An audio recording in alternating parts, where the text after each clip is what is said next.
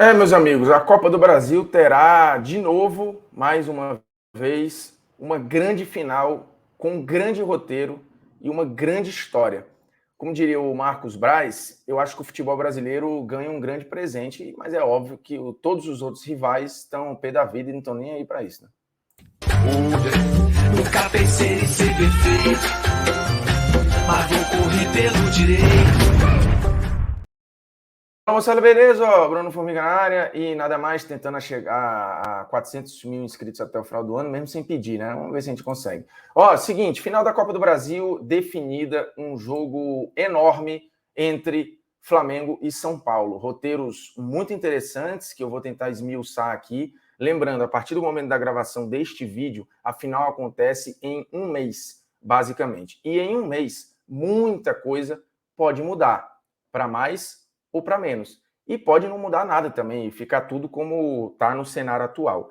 Baseado no cenário atual, a gente vai debater um pouco aqui quem hoje está jogando mais bola, tem mais ferramentas para ser campeão. No momento da gravação, a gente ainda não será a finalíssima, ou seja, se será no Morumbi ou se será no Maracanã, e acho que isso tem um impacto muito grande. Eu entendo quem gosta de decidir a primeira fora para de repente decidir em casa e aí você ter o apoio do torcedor. Tem gente que já pensa o contrário e prefere decidir fora e jogar a primeira em casa, porque de repente você faz uma ótima vantagem fora e administra em casa. Foi mais ou menos o que o Flamengo fez na semifinal. O Flamengo que não vinha e não vem em um grande momento, venceu de novo o Grêmio por 1-0 numa atuação xoxa ali, ela protocolar, eu diria, mas de novo sofrendo muitas finalizações, sofrendo de novo diante de um adversário que também não é brilhantemente treinado e que tem sérios problemas,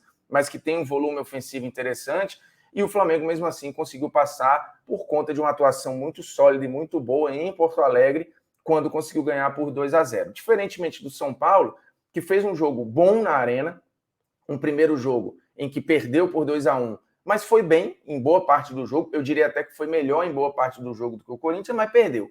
E aí levou o jogo para o Morumbi e uma atmosfera absurda, gigantesca, conseguiu o 2-0 e poderia ter sido mais. Há muito tempo, numa semifinal, eu não via tanta diferença no volume de jogo, na intensidade e na criação de chance. Então, o São Paulo, baseado no que fez nas semifinais, se a final fosse amanhã, o São Paulo chegaria melhor treinado, mais motivado e estimulado e grandão em relação ao que fez nas semifinais. O desenho de hoje é esse. O São Paulo hoje é uma equipe melhor treinada que o Flamengo. É uma engrenagem que gira de maneira mais automatizada, que muda menos e que ganhou um enorme reforço com o Lucas, que fez, desde que chegou, jogos muito bons. A estreia do Lucas contra o Atlético, ela acaba marcada por uma derrota e por um pênalti que ele comete.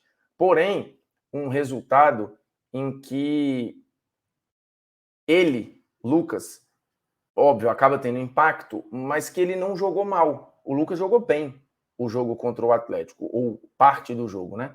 Depois, contra o Flamengo, faz um bom jogo e contra o Corinthians faz um grande jogo, assim, fazendo muita diferença. O Lucas, de fato, voltou e parece estar fisicamente muito bem e tecnicamente entregando, né, flutuação, intensidade, movimentação, opção de passe, um contra um. Isso sem contar que o São Paulo ainda terá o Rames Rodrigues, que apenas teve pitadas de momentos no jogo contra o Flamengo pelo Campeonato Brasileiro, não foi usado contra o Corinthians, e a gente ainda vai projetar como será esse São Paulo com o Rames Rodrigues. Mas, de fato, hoje é um time melhor treinado.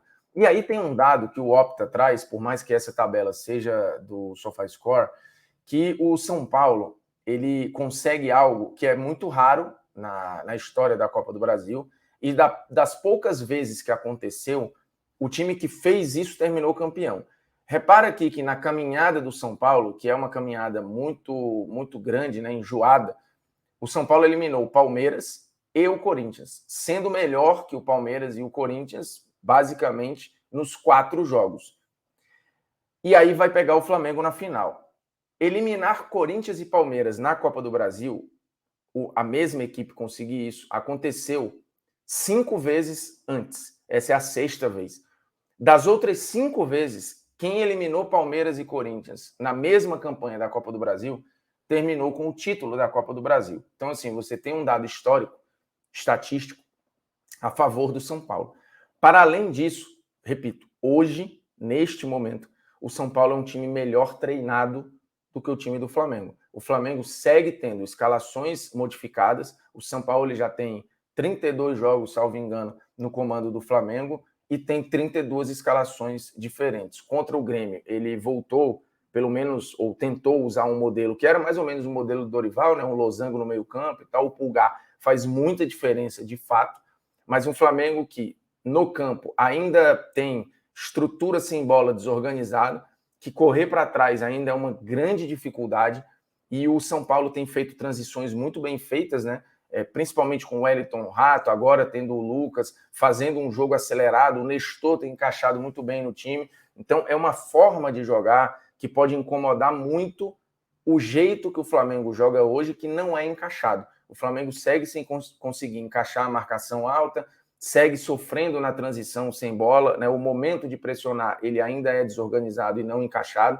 O São Paulo, depois do jogo contra o Grêmio, ele chegou a falar que o grande desafio de treinadores é fazer os seus jogadores entenderem o modelo e aceitarem esse modelo. Isso às vezes leva tempo e às vezes o treinador não consegue. Essa frase me chamou um pouco a atenção. Ele claramente deixou a entender ali que o Flamengo ainda não replica o seu modelo, que isto vai levar um tempo, mas que pode não acontecer.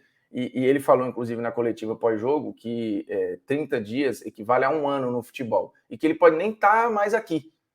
E realmente, assim, o Flamengo vive um ambiente de ebulição, né, um pouco caótico. Em 30 dias você teve 2 episódios de violência dentro do departamento de futebol, né, um envolvendo o preparador físico, que já não está mais lá com o Pedro, e depois o Gerson com o Varela. E aqui, para mim, vale o parênteses, assim, o Varela, para mim, tinha que ser muito melhor que o Mateuzinho para justificar a exposição de, depois desse episódio, ter colocado o Varela para jogar e como titular. E ele ainda deu azar de se machucar e ter que sair ainda no primeiro tempo. Mas, assim, ele não é tão melhor que o Mateuzinho para ser titular depois de uma situação tão vexatória e de um grau de exposição tão grande. Marcos Braz foi perguntado sobre punição aos jogadores depois da partida e não quis responder. E me parece muito estranho que ele não fale abertamente sobre, quando o Flamengo deixou claro que o Pedro, que tomou um soco na cara e faltou o treino no dia seguinte, e ele está errado em faltar o treino no dia seguinte, mas é possível compreender, apesar de não concordar, este cara que tomou um soco na cara é punido rapidamente por ter faltado o treino e ter se negado a aquecer. Passa-se um tempo, 2 jogadores se envolvem numa briga, o Gerson machuca muito o Varela, isso todo mundo fica sabendo, está na cara do Varela, e a diretoria do Flamengo não é rápida ou não se pronuncia sobre uma punição a um ato desse. Mas o Pedro, que tomou um soco na cara e faltou o treino, foi punido rapidamente. Então, assim, são questões em que a diretoria, eu acho que o Flamengo complica certas situações que no campo já não estão bem resolvidas e fora de campo também não, e tem esse ambiente conturbado, ele só vai criando uma bola de neve. É claro que estar na final da Copa do Brasil era um objetivo e pode acalentar um pouco os ânimos nesse intervalo. Por outro lado, o São Paulo vive um ambiente bem mais cordial, né? O Dorival não tem o histórico de se envolver em confusão, o São Paulo, neste período, ele ganhou reforços, ele melhorou o seu nível de jogo, ele está, e é o único time brasileiro que ainda está vivo em 3 competições. O São Paulo ele segue vivo no Brasileiro, por mais que acho que não tenha chance de ser campeão. Ele segue vivo na Sul-Americana com boas chances de ser campeão, e ele segue vivo na Copa do Brasil, estando na decisão da Copa do Brasil, voltando à decisão depois de 20 anos, né? De 23 anos praticamente, é muito tempo longe de uma final de Copa do Brasil. O São Paulo, que não tem o título da Copa do Brasil, e o Dorival briga pelo seu bicampeonato seguido e o tri no geral, né? O Dorival já esteve e vai para a quarta final dele. Ele ganhou uma com o Santos, perdeu uma com o Santos, ganhou uma com o Flamengo e agora está na final com o São Paulo. E o Flamengo tenta defender o seu título, ele é o atual campeão da Copa do Brasil, treinado justamente pelo Dorival Júnior. Então tem vários roteiros aí. O Dorival reencontrando o Flamengo, o Dorival que foi demitido porque a diretoria entendeu que o trabalho tinha batido num teto, foi atrás do Vitor Pereira, que foi um fiasco total, e aí fez a transição para o Sampaoli, que também ainda não engrenou. Mas mesmo não engrenando, o Sampaoli pode ser campeão da Copa do Brasil. Por outro lado, o São Paulo escolheu o Dorival para tentar estancar uma sangria e resolver uma série de problemas, e o Dorival entregou tudo o que lhe foi encomendado. O São Paulo hoje, ele é um time competitivo, ele saiu da crise, ele devolveu a confiança ao torcedor, e mais do que isso, o Dorival falou sobre esse tema depois do jogo contra o Corinthians, e acho que a cena do Lucas chorando no campo, emocionado com o que estava vendo no Morumbi, a reconexão, né, voltar a despertar a paixão e o orgulho do torcedor é o que não tem preço. Poderia até não estar na meta isso, mas isso o Dorival já conseguiu. O torcedor do São Paulo, ele volta aí ao estádio com um prazer, se sentindo representado, olhando para o que está vendo em campo e gostando do que está ali.